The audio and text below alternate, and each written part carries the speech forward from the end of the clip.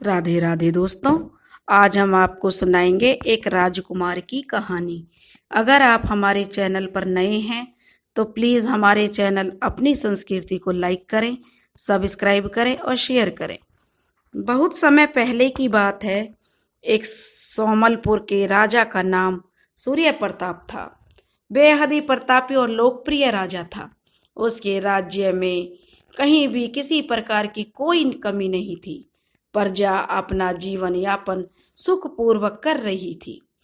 सूर्य प्रताप का एक पुत्र था जिसका नाम तेज प्रताप था, जो राजा ने बड़े लाड प्यार से पाला था।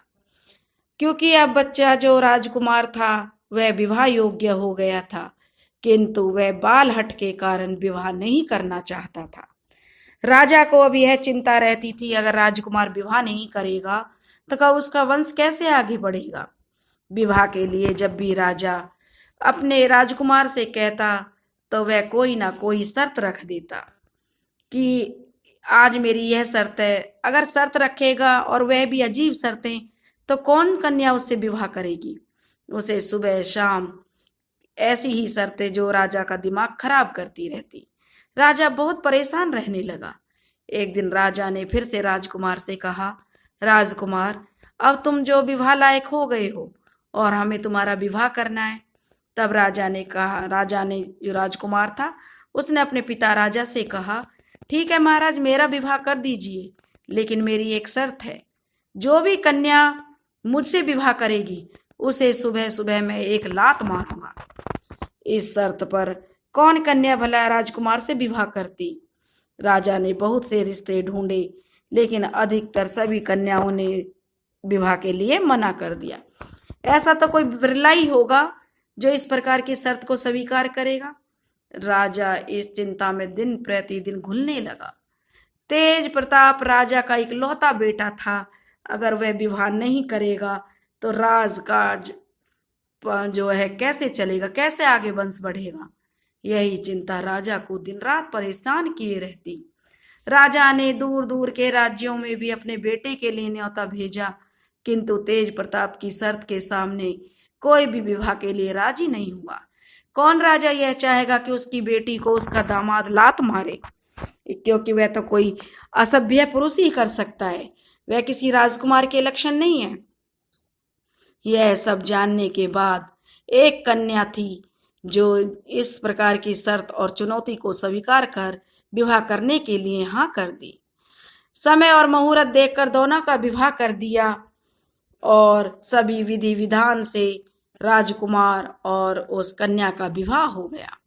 विवाह पूरा कर जब दोनों कोहबर में पहुंचे तो तेज प्रताप ने अपनी पत्नी को, जो राजकुमारी थी अब रानी बनकर आई थी, उसको अपनी शर्त याद दिलाई और एक लात मारने की बात कही।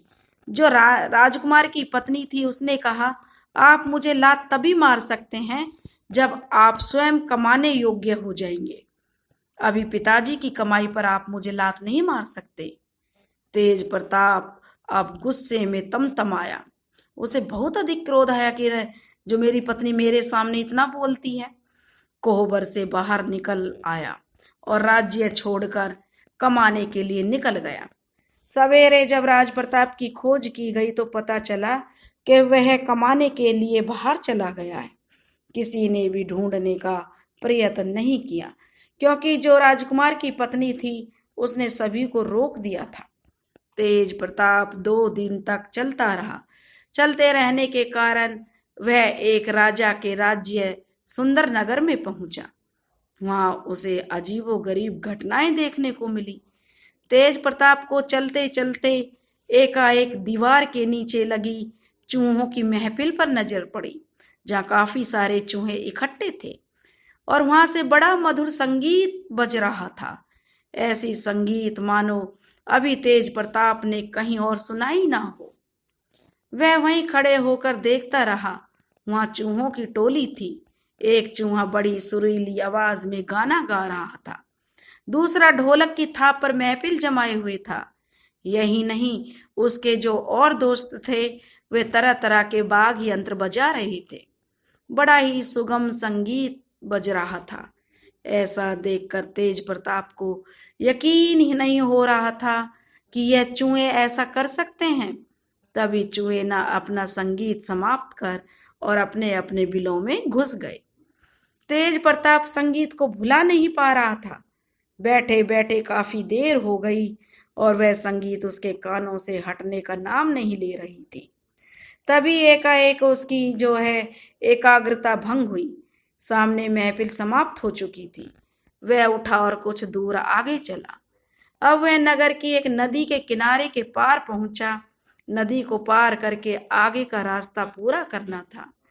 तेज प्रताप उस नदी को पार करने की तरकीब सोच रहा था कि उसके पास एक सियार नाव लेकर पहुंच गया और कहने लगा, कहिए मालिक, क्या आपको मैं नदी पार करा दूं? तेज प्रताप की आंखें अब फटी की फटी रह गई। वह क्या देख रहा है कि नाव को जो सियार चला रहा है वह उस आदमी को बैठाकर उस पार करेगा। वह सोच में पड़ गया। सियार ने फिर से आवाज लगाई, मालिक, आपको नदी पार करनी है या नहीं? उसने जो सोच में डूबे डूबे ही बोला, हाँ हाँ, मुझे नदी पार करनी है।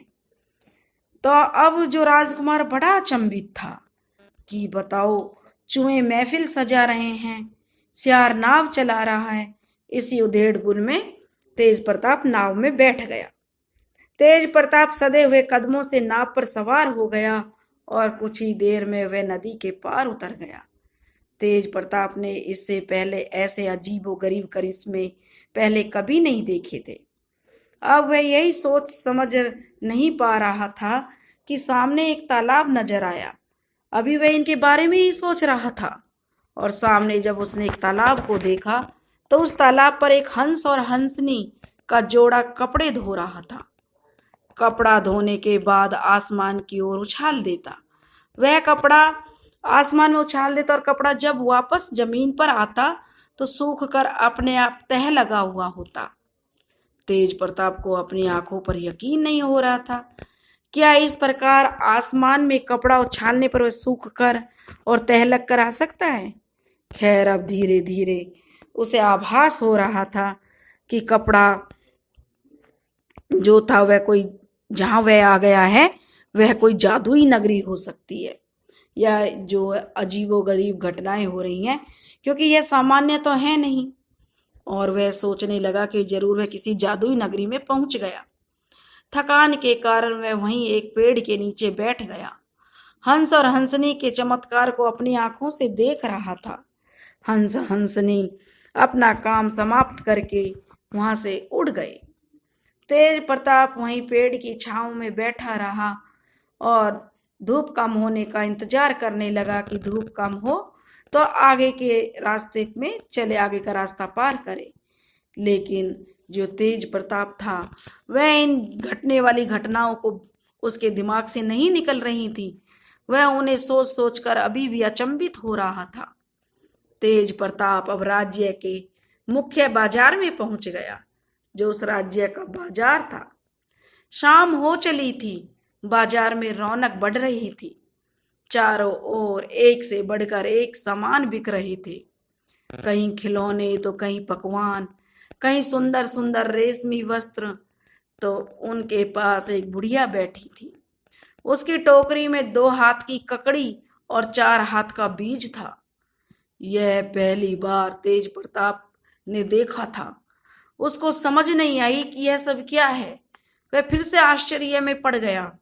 इससे पहले उसने 2 हाथ की ककड़ी और 4 हाथ का बीज नहीं देखा था।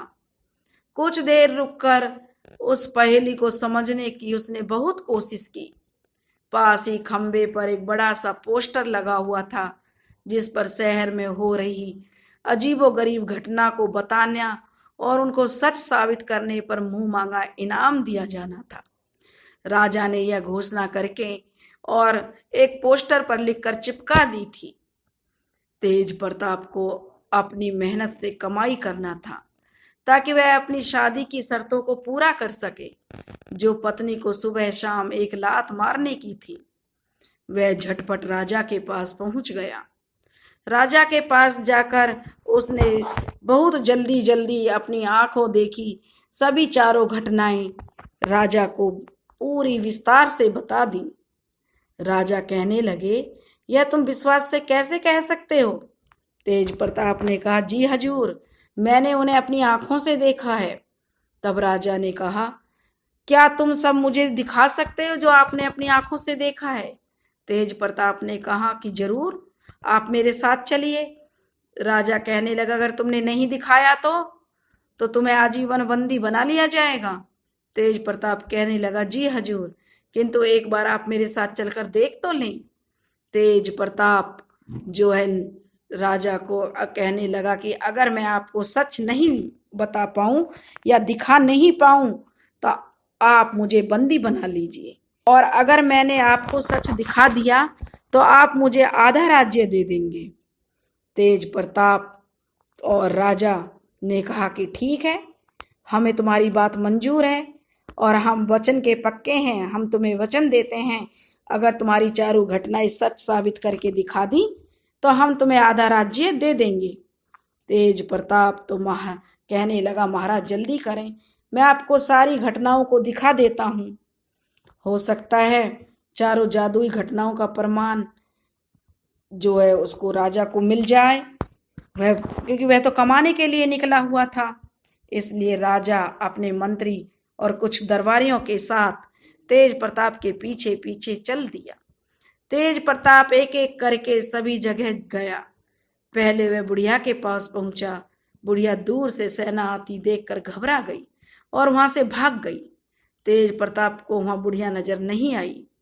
महाराज कहने लगा, महाराज मैंने यहीं बैठकर बुढ़िया की ककड़ी और बीज बेच रही थी, न जाने वह कहाँ चली गई है। यह घटना तो तुम्हारी गलत हो गई, राजा ने कहा। तब वह तेज प्रताप कहने लगा, ठीक है महाराज, अगली घटना दिखाना चाहता हूँ। राजा बोले, चलो तुम्हारी अगली घटना भी देख लेते हैं। वे सभी को लेकर उस तालाब के पास पहुंचा जहां हंस हंसनी कपड़े धो रहे थे।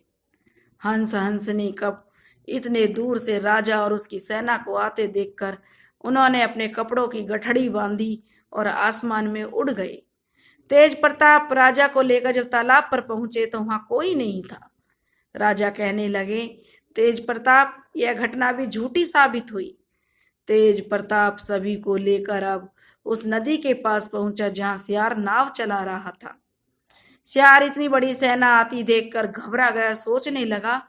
तेज प्रताप सभी को लेकर उस नदी के पास पहुंचा और जहां सियार नाव चला रहा था। सियार सोचने लगा कि शायद इसने राजा से मेरी शिकायत कर दी है, इसलिए यह सेना को लेकर आया है, और मैं अकेला जीव इतनी बड़ी सेना को कैसे सामना कर पाऊंगा। और यह विचार कर वह नाव छोड़कर भाग गया। तेज प्रताप की अब यह बात भी राजा के सामने झूठ साबित हुई। तेज प्रताप से राजा कहने लगे कि तुम्हारी सारी घटनाएं गलत साबित हो रही हैं, तुम्हें हमारे साथ मजाक नहीं करना चाहिए था। तेज प्रताप ने कहा, नहीं महाराज, मैं मजाक नहीं कर रहा, मैंने तो अपनी आंखों से देखा है, उनकी बातों को सुना है, मैं अपनी आंखों देखी बातें बता रहा हूँ। बस अगली घटना को और देख लीजिए जहां चूहे बहुत सुरीला संगीत बजा रहे थे। सभी एक एक करके नदी पार कर गए। तेज प्रताप उन सभी को लेकर उसी दीवार के नीचे पहुंच गया जहां चूहों की महफिल जमी हुई थी। चूहे नाच गा रहे थे, किंतु चूहों ने भी जब दूर से ढेर सारे लोगों को आता देखा तो अपना सारा सामान जो लेकर बिल में छुप गए। अब जो तेज प्रताप की चारों घटनाओं को साबित नहीं कर पाया, उसकी चारों घटनाएं झूठी साबित हो गईं और राजा ने उसे शर्त के मुताबिक बंदी बना लिया। वह अपनी बातों पर डटा रहा, किंतु राजा ने उसकी एक नहीं सुनी और उसे कठोर सजा देने का ऐलान कर दिया। तेज प्रताप की खोज आरंभ, काफी दिन बीत गए थे और तेज प्रताप नहीं मिला था, तो उसकी खोज राजा ने आरंभ करा दी कि जाइए मेरे इकलौते पुत्र को ढूंढ कर लाएं। इधर तेज प्रताप की जो पत्नी थी, वह जो राजकुमारी थी, रानी थी, वह बहुत चिंतित होने लगी। अगर वह कमाई के लिए गया और कमाने लगता तो लात मारने की लालसा में तुरंत लौट कर आता, किंतु लगता है उसके साथ कोई घटना घट गई है। अब मुझे जाकर खुद तेज प्रताप को ढूंढना चाहिए। रानी ने सुंदर युवक का भेष बनाया और तेज प्रताप की खोज में निकल गई। ढेरों राज्यों में तलाश की, किंतु तेज प्रताप का कोई सुराग नहीं लगा। रानी ढूंढते ढूंढते उसी राज्य में पहुंची जहां तेज प्रताप कैद था। रानी ने सभी चारों घटनाओं को बारी बारी से रानी ने भी देखा था। उसे इनाम के बारे में भी उसने पढ़ा था, जो राजा के द्वारा घटना को सच साबित करने के बाद दिया जाना था। रानी को विश्वास हो गया कि हो ना हो, राजा तेज प्रताप इसी राजा ने बंदी बनाया हुआ है। राजा जो तेज प्रताप है वह जरूर इसी के पास है। यह राजा की कोई चाल है जिसे कोई व्यक्ति सच साबित नहीं कर पाता। तेज प्रताप को कैद से छुड़ाने की रानी रणनीति बनाने लगी। वह सोचने लगी, बिना देरी किए वापस अपने राज्य लौट आई। उसने राज्य आकर रानी ने एक सेना तैयार की, जिसमें दर्जनों बिल्ली, 2 कुत्ते, 2 चील और एक शेर का बच्चा पाला। दोनों को बहुत ट्रेनिंग दी। भरपूर ट्रेनिंग के बाद वे बिल्कुल परफेक्ट हो गए। 1 महीना बीत गया। रानी ने दिन रात एक एक करके सभी को इतना अभ्यस्त कर दिया कि रानी के बताए अनुसार कोई भी कार्य कर सकते थे। जो भी रानी कोई भी काम बताएगी तो वे उसे तुरंत कर देते। जब सभी रानी के आदेशों का अनुसार अभ्यस्त हो गए तो रानी उन सभी को लेकर उस राज्य की ओर जहाँ राजकुमार के भेष में रवाना हो गई। क्योंकि उसने राजकुमार का भेष धर लिया था ताकि कोई उसे पहचान न सके। सभी को इतना अभ्यस्त कर दिया था उसने कि उन्हें उस पर पूरा विश्वास था। रास्ते में कोई उससे पूछता, अरे भैया क्या तुम करतब दिखाने वाले हो, तो राजकुमार बनी रानी सभी को ना करते हुए सभी को अपने पालतू जानवर हैं ऐसा कहकर आगे बढ़ जाती। सफर पूरा कर राजकुमारी सुंदर वन में पहुंच गई, सुंदर नगर में पहुंच गई और अपने राजकुमार की तलाशी के लिए बेचैन हो उठी। रानी की सेना का लाजवाब मोर्चा बंदी सब लोग देख ही रहे थे। राजकुमारी ने चूहों के पास बिल्लियों की फौज तैनात कर दी। जहां पर चूहे संगीत बजा रहे थे, उसी प्रकार उसने वहां पर बिल्लियां छोड़ दी। आगे जब नदी पार करने टाइम सियार उसको मिला तो सियार के पास उसने कुत्तों को तैनात कर दिया। अब तालाब के पास जहाँ हंस हंसनी कपड़े धोया करते थे, वहां दोनों चीलों को तैनात करके रानी जो आगे बढ़ गई। शहर पहुंचकर बुढ़िया के पास शेर के बच्चे को तैनात करके राजा के पास दरबार में राजकुमार के भेष में हाजिर हो गई और कहने लगी, राजा साहब, आंखों देखी पूरी घटना को साबित करके ही मैं बात कहता हूँ। राजा को अपने साथ चलने का आग्रह करने लगी। राजा अपनी शर्तों को, वह राजकुमार समझ रहा था जो कि रानी थी, उनको अपनी शर्तें बताई। अगर तुम्हारी शर्त सच साबित नहीं होती तो मैं काल कोठरी में डाल दिया जाएगा, ताकि बाद में कहना सुनना ना रहे। इसलिए राजा ने उसे पहले ही बता दिया कि शर्तें क्या हैं। राजकुमारी पूरी तैयारी के साथ आई थी। वह राजा को अपने साथ लेकर चल दी।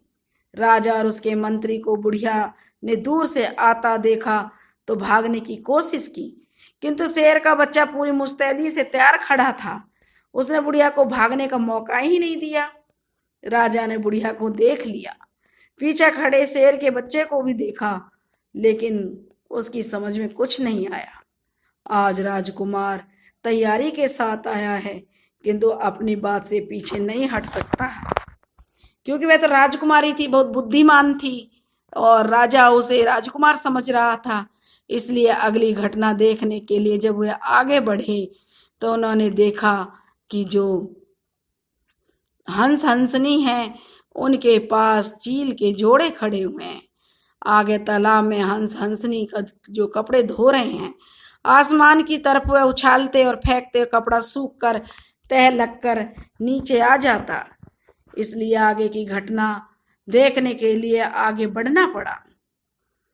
अब जब वे तालाब के पास पहुंच गए तो हंस हंसनी को भी राजकुमार ने दिखा दिया कि राजा साहब देख लीजिए, हंस हंस ने आसमान में कपड़े उछाल रहे हैं।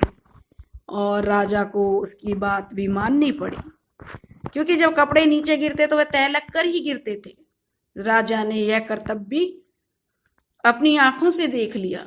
अब राजकुमार बनी राजकुमारी राजा को लेकर नदी के पास पहुंच गई। वहां सियार नाव चला रहा था। सियार ने राजा और उसके मंत्रियों को बारी बारी नदी पार करवाई। सभी नदी के उस पार थे। राजकुमार ने दोनों कुत्तों को उसकी चौकसी में लगा रखा था, इसलिए सियार कहीं भाग नहीं सकता था। इसलिए सियार को नाव चलाना उसकी मजबूरी बन गई थी। सियार ने राजा और उसके मंत्रियों को बारी बारी नदी पार कराई। सभी नदी के उस पार थे।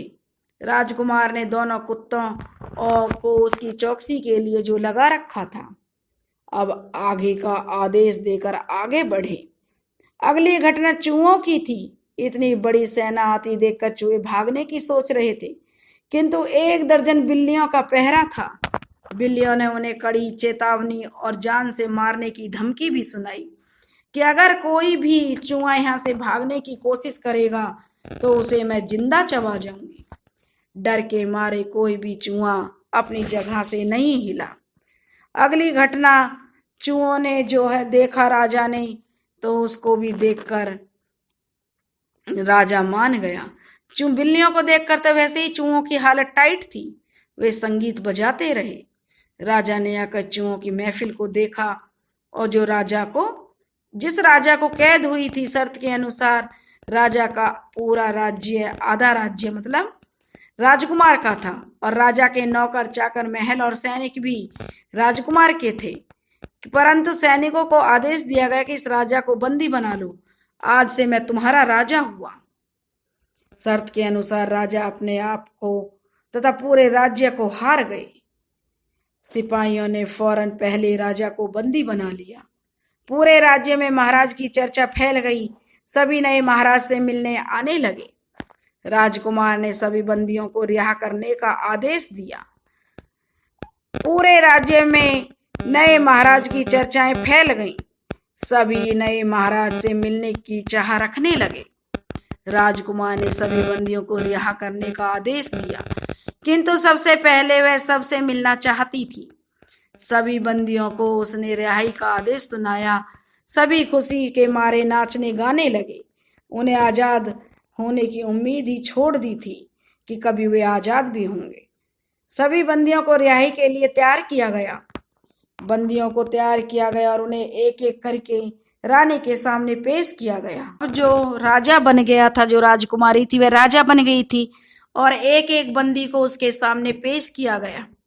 तेज प्रताप को जब रानी के सामने पुरुष भेष में रानी बैठी हुई थी, लाकर बैठी, तो वह तत्काल अपने पति को पहचान गई और आदेश दिया कि इस व्यक्ति को अलग से एक तरफ रोक कर बैठा दिया जाए, अच्छा आसन दिया जाए।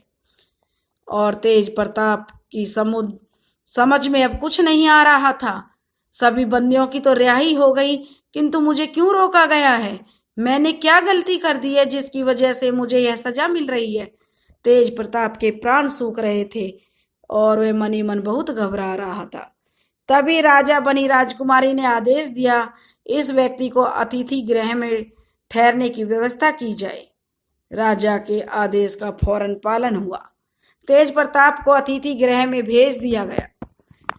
इस व्यक्ति को अतिथि गृह में ठहरने की व्यवस्था कर दीजिए, क्योंकि तेज प्रताप अतिथि गृह में था। राजा के आदेश का फौरन पालन हुआ था और उसकी जो अच्छे से आदर सत्कार और में कोई कमी नहीं थी। राजा अपने दरबार में फुर्सत पाए, जैसे ही दरबार खत्म हुआ था, अकेले में वह तेज प्रताप के पास पहुंच गई। राजा को देखकर तेज प्रताप ने उनसे माफी मांगना आरंभ कर दिया, किंतु राजा के मुख पर एक मुस्कान थी। वह पुरुष भेष त्याग कर अपने वास्तविक रूप में स्त्री रूप में आ गई। तेज प्रताप उस स्त्री के रूप को जानता था, क्योंकि वह उसकी पत्नी ही थी। वह तुरंत उसे पहचान गया कि वह उसकी पत्नी है। तेज प्रताप की आंखों में पश्चाताप के आंसू आ गए। अपनी पत्नी को लात मारने की शर्त पर वह ब्याह कर लाया था, परंतु आज उसके जीवन की रक्षा उसकी पत्नी के द्वारा ही संभव हुई है। तेज प्रताप को गिलानी के भाव उसके मन में आ रहे थे। उसकी आत्मा पर बहुत जोर था और पत्नी के चरणों में ज्यों ही वह गिरकर चरण पकड़ना चाह रहा था कि अपनी पत्नी से माफी मांगे, लेकिन उसकी पत्नी तुरंत पीछे हट गई और कहा, आप मुझे पाप का भागी ना बनाएं, यह तो मेरा पत्नी धर्म है। तेज प्रताप ने जब देखा तो कहने लगा कि पति को पत्नी की रक्षा करनी चाहिए, लेकिन तुमने मेरी रक्षा की है। मेरी रक्षा का मेरा अधिकार है।